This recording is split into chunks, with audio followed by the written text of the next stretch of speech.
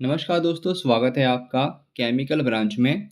दोस्तों, आज की इस वीडियो में हम हिंदुस्तान उर्वरक रासायनिक लिमिटेड के एक जॉब नोटिफिकेशन के बारे में बात करेंगे। अगर आपके पास मिनिमम 2 साल का एक्सपीरियंस है तो ये वीडियो आपके लिए इम्पोर्टेंट है। अगर आप फ्रेशर कैंडिडेट हैं और ये जानना चाहते हैं कि फर्टिलाइजर इंडस्ट्री में कौन कौन सी पोस्ट होती हैं और उन पोस्ट के लिए क्या एक्सपीरियंस चाहिए होता है, साथ में पे स्केल क्या होता है, तो आप इन्फॉर्मेशन के लिए भी इस वीडियो को देख सकते हैं। तो चलिए अब हम वीडियो को शुरू करते हैं। नमस्ते। आज हम बात कर रहे हैं हिंदुस्तान उर्वरक एंड रसायन लिमिटेड मतलब हर्ल में। देखेंगे कि केमिकल इंजीनियरिंग वालों के लिए क्या मौके हैं यहाँ। हमारे पास है हर्ल का ऑफिशियल एडवर्टाइजमेंट नंबर E030205 और कुछ नोट्स भी हैं। जी। हर्ल आप जानते ही हैं, एक बड़ा जॉइंट वेंचर है। IOCL, NTPC, CIL, FCIL और HFCL का। गोरखपुर, सिंदरी, बरूनी में नए अमोनिया यूरिया प्लांट बना रहे हैं ये लोग। तो देखते हैं केमिकल इंजीनियर्स के लिए क्या खास है इसमें। बिल्कुल। हर्ल को ज़रूरत है डायनामिक और टैलेंटेड प्रोफेशनल्स की। तो आज हमारी कोशिश रहेगी कि इस एडवर्टाइजमेंट से सारी ज़रूरी जानकारी निकालें। मतलब कौन सी पोजीशंस हैं, क्या क्वालिफिकेशन चाहिए, एक्सपीरियंस कितना मांग रहे हैं, अप्लाई कैसे करना है, वो सब खासकर केमिकल इंजीनियरिंग रोल्स पर फोकस रहेगा। चलिए शुरू करते हैं। सबसे ऊपर देखें तो वाइस प्रेसिडेंट प्रोडक्शन या ऑपरेशंस की 3 वैकेंसी है।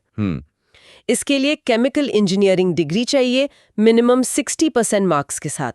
एक्सपीरियंस तो खैर काफी ज्यादा मांगा है। हाँ, वो तो हो गई, VP लेवल है। 25 साल का एक्सपीरियंस किसी बड़े अमोनिया यूरिया कॉम्प्लेक्स या पेट्रोकेमिकल रिफाइनरी में।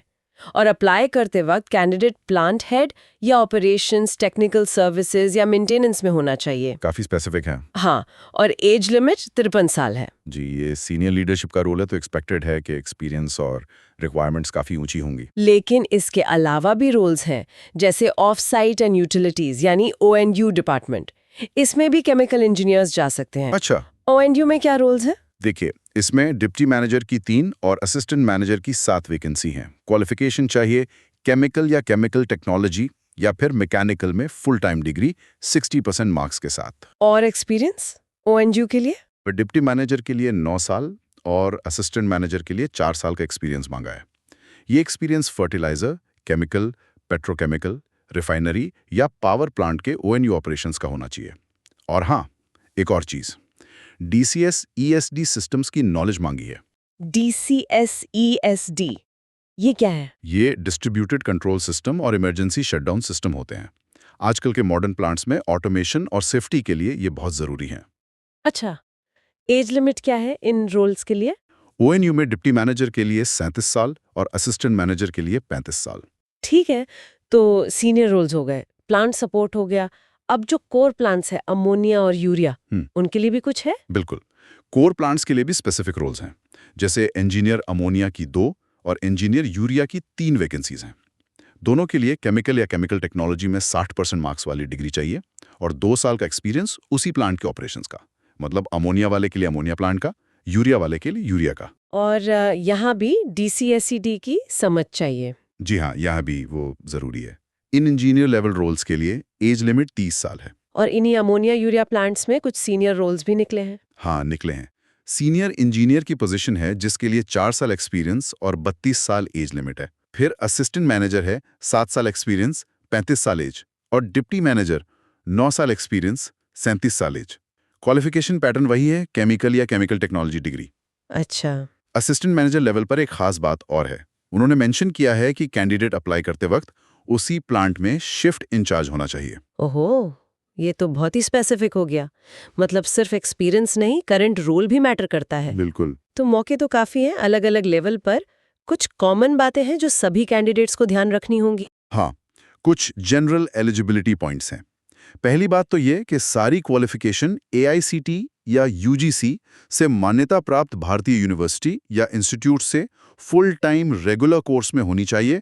डिस्टेंस लर्निंग वाले एलिजिबल नहीं हैं। ठीक है। दूसरी बात, एक्सपीरियंस हमेशा क्वालिफिकेशन पूरी होने के बाद का ही गिना जाएगा। ट्रेनिंग एक्सपीरियंस है तो वो तभी काउंट होगा अगर उसी कंपनी में परमानेंट हुए हों। हाँ, टीचिंग, पार्ट टाइम या अप्रेंटिसशिप एक्सपीरियंस नहीं गिना जाएगा। समझ गया। अप्लाई करने का तरीका क्या है? एप्लीकेशन सिर्फ और सिर्फ HURL की वेबसाइट jobs.hure.net.in पर ऑनलाइन ही सबमिट करनी है और कोई तरीका नहीं है। और फॉर्म भरने के बाद चेंजेस? नहीं, एक बार सबमिट कर दिया तो कोई बदलाव नहीं कर सकते। और ये बहुत जरूरी है कि सारे डॉक्यूमेंट्स बिल्कुल साफ अपलोड करें। अगर डॉक्यूमेंट क्लियर नहीं है तो एप्लीकेशन रिजेक्ट हो सकती है। और सबसे जरूरी बात, डेडलाइंस। हाँ, डेडलाइंस तो बहुत क्रूशियल है। एप्लीकेशन सबमिट करने की आखिरी तारीख है 12 अगस्त 2025 शाम 5 बजे तक। 12 अगस्त शाम 5 बजे। जी। और एज और एक्सपीरियंस कैलकुलेट करने की कट ऑफ डेट है 30 जून 2025। इन तारीखों का खास ध्यान रखना है। बिल्कुल। तो ये था HURL में केमिकल इंजीनियर्स के लिए मौकों का एक अच्छा खासा ओवरव्यू। अच्छा, कंपेंसेशन के बारे में भी एडवर्टाइजमेंट में कुछ है, CTC वगैरह? हाँ, एडवर्टाइजमेंट में रेगुलर पोजीशंस के लिए CTC का आइडिया दिया है और वो काफी अच्छा लग रहा है। कितना है अंदाजन? इंजीनियर लेवल पर करीब 14.1 लाख पर एनम से शुरू होकर वाइस प्रेसिडेंट लेवल पर लगभग 48.3 लाख पर एनम तक जा रहा है। वाह, ये तो काफी आकर्षक है। जी हाँ, बिल्कुल। तो कुल मिला के देखें तो ये एक बड़ी फर्टिलाइजर सेक्टर कंपनी के साथ, जो कि एक PSU जॉइंट वेंचर है, उसके नए और आधुनिक प्लांट्स में काम करने का एक बहुत अच्छा मौका है। लेकिन ये ध्यान में रखना होगा कि एलिजिबिलिटी क्राइटेरिया, खास तौर पे एक्सपीरियंस कितने साल का और किस तरह का, और कुछ रोल्स के लिए करंट डेजिग्नेशन, ये सब बहुत स्पेसिफिक है। हाँ, वो तो है। तो एप्लीकेशन प्रोसेस और डेडलाइंस को बहुत सीरियसली लेना होगा। ये भी याद रखें कि हरियूल के पास ये अधिकार है कि वो एलिजिबिलिटी क्राइटेरिया बदल सकें या सिलेक्शन प्रोसेस कैसे होगा, इंटरव्यू से, टेस्ट से या दोनों से, ये तय कर सकें। और एक खास पॉइंट और है, अगर किसी कैंडिडेट ने पिछले 1 साल में हरियूल का ऑफर मिलने के बाद ज्वाइन नहीं किया था, तो उन्हें अब अप्लाई नहीं करना चाहिए। अच्छा, ये भी एक इम्पॉर्टेंट पॉइंट है। जी। तो सारी जानकारी को देखते हुए सुनने वालों के लिए एक सवाल छोड़ जाते हैं आखिर में। ये जो जॉब्स हैं, इनकी स्पेसिफिक रिक्वायरमेंट्स को देखते हुए, जैसे अमोनिया, यूरिया या ONU का खास एक्सपीरियंस या फिर DCS, ESD जैसी स्किल्स, आपको क्या लगता है केमिकल इंजीनियरिंग फील्ड में आगे बढ़ने के लिए इस तरह की स्पेसिफिक चीज़ों पर फोकस करना कितना ज़रूरी हो सकता है? सोचिएगा ज़रूर इस पर।